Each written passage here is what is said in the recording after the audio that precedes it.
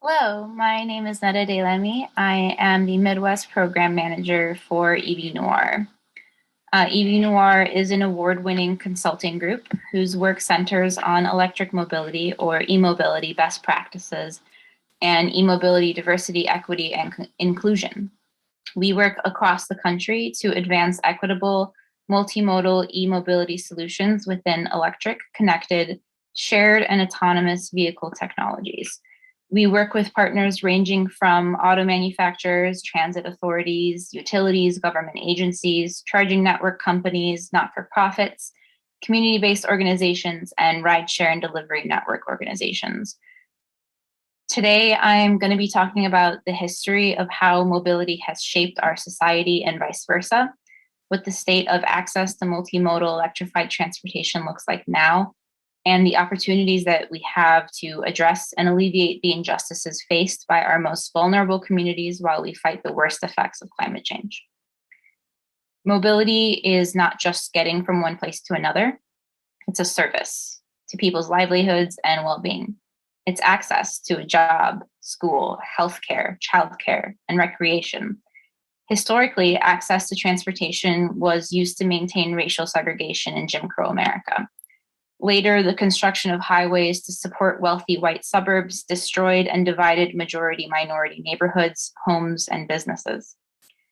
Today, access to quality transportation remains unequal. Car ownership is largely a luxury. Those relying solely on public transit are disproportionately lower income and Black, Indigenous, or people of color. Lower income families spend more of their relative income on transportation than middle and higher income households. The overwhelming majority of transit buses run on diesel that pollute the air with dangerously small particles that get stuck in your lungs and cause respiratory problems, heart disease, and millions of deaths all over the world every year. In those majority BIPOC neighborhoods bisected by highways where communities remain segregated and underinvested, air pollution is the worst. If you are a Black child in Illinois, you are 4 times more likely to have asthma than a white child. In the past 18 months, we have seen how environmental, economic, and racial injustice has meant that in a city where under a third of residents are Black people make up 40% of COVID deaths. Transportation electrification can bring us many benefits. It can clean air. Its lower maintenance technology can save our transit agencies and our governments money in the long run. Electric vehicles are quiet. They're fun to drive and convenient. You can wake up to a full tank, so to speak, right at home. Although improving over time, they do unfortunately still carry higher upfront sticker prices than gas cars. That makes them more challenging to afford for those with less disposable income. Charging an EV is really easy if you have a home with a garage or driveway, but it's more complicated if you live in an apartment or rent, like most of Chicagoland residents. And most renters tend to be lower income. Public charging stations, like other goods and services, follow patterns of disinvestment in Black and brown neighborhoods. And that's why 70% of chargers in Chicago are in the wealthier neighborhoods of Loop, near North Side, and near West Side. For me personally, I grew up in the far North Side neighborhood of West Ridge. It's one of the 46 out of 77 Chicago neighborhoods without a public charging station. 46 out of 77. At least some of my neighbors on the North Side have chargers, though. Only a quarter of those public charging stations are on the South or West Sides. I also rented an apartment for most of the time that I had an EV. Charging an EV at an apartment, in theory, shouldn't be difficult. You can plug in your car into any regular outlet for an overnight so-called trickle charge, and it'll cost your landlord, depending on your car's battery size and how charged it is, no more than $2 to $3 in electricity. It's nothing. Did you know that an EV only draws as much power as a toaster? Most people don't. Electricity is a lot cheaper and more stable a price than gasoline, and it's pretty ubiquitous. But those of us living in multi-unit dwellings, we have to convince our landlords, building managers, and homeowners associations of that fact too. That can be a pretty big barrier to choosing electric over gas, when all you really wanted to do was drive an affordable and convenient car. But we have many opportunities to address these issues.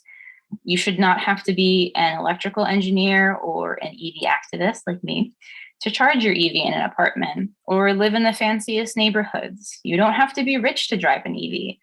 There are already affordable, really affordable used options, but more incentives will only expand that market and drive prices down for everybody. President Biden, as we know, has made transportation electrification a policy priority. State and local governments should be ready to utilize those federal funds for charging infrastructure to combat EV charging deserts like those on the south and west sides of Chicago. Financial incentives go hand in hand with infrastructure investments. We talk a lot about the chicken and the egg. It doesn't really matter which is the chicken or the egg. They both work, and you can do both at the same time. Offer cash on the hood rebates for new and used electric vehicles to make it easier to choose electric over gas.